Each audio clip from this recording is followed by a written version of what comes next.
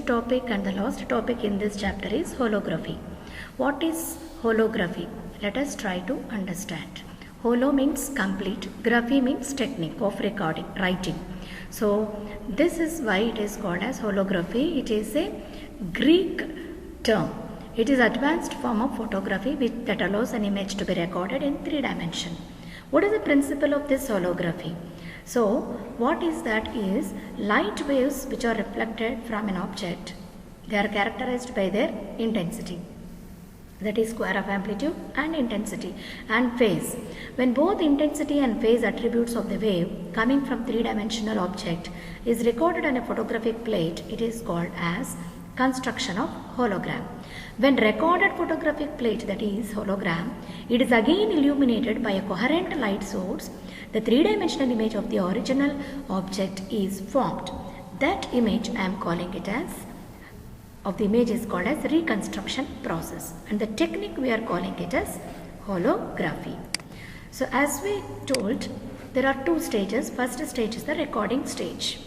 So in this recording stage, what we are doing is we are considering a part of the light that is reflected from the object.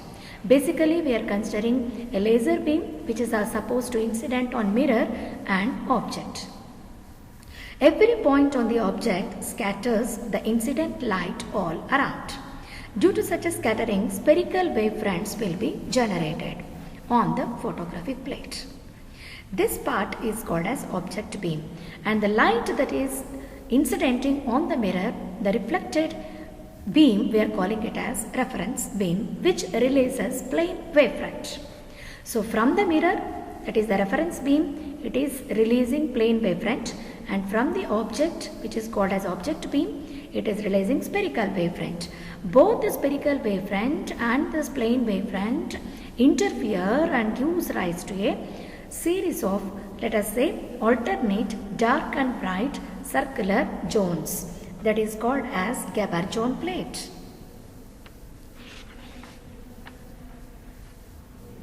The ring pattern I am calling it as Gabor-Jones plate.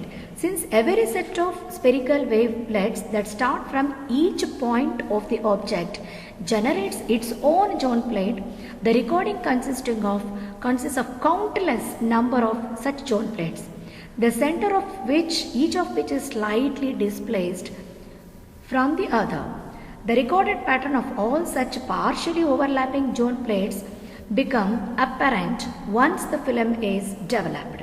So once this recording stage is over, this photographic plate can no more be called as photographic plate. I can name it as a hologram. So this is the first part of the holography. Next is reconstruction. In the reconstruction process, to get the reconstruction of the image, the original laser beam is directed on the hologram in the same direction as the reference beam was incident on it at the stage of recording. Upon incidence, the reference beam undergoes diffraction in the hologram.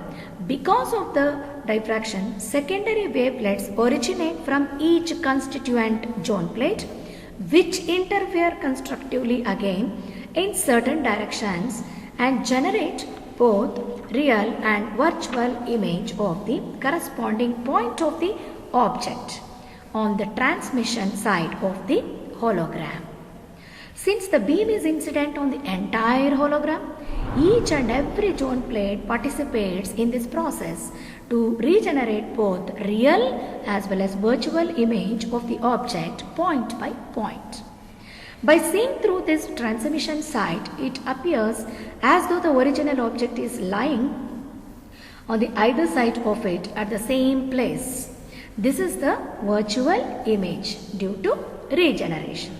By switching the direction of view, different set of points which correspond to constructive interference are observed, which regenerate a different perspective of the object. That is how the reconstruction of the hologram is done. And finally, we can view through the transmission side the real image of the object. So these are the 2 stages of the holography. Now let us try to understand what are the applications of holography. First one is, all of us know the very common application that we use day to day life is holograms. Where they are used is nothing but in the credit cards or debit cards, the shiny material which is present. These are the ones in which we can obtain because of the interference pattern that is recorded in the 3 dimension. Such holograms will be used on credit cards. And next, they are used in the concerts. It is used for the authentication. It is used in information coding.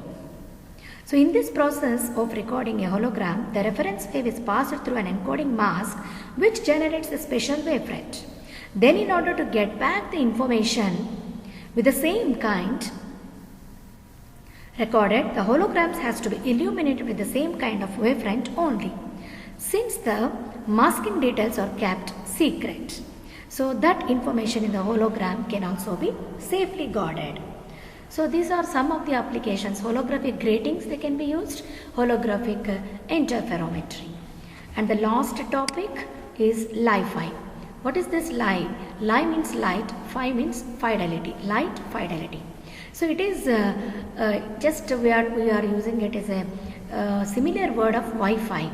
So this is Li-Fi, means it is a wireless communication technology which utilizes light to transmit data and position between devices. So it is a light communication system that is capable of transmitting data at very high speeds over the visible light. Not only visible light, ultraviolet, infrared spectrums.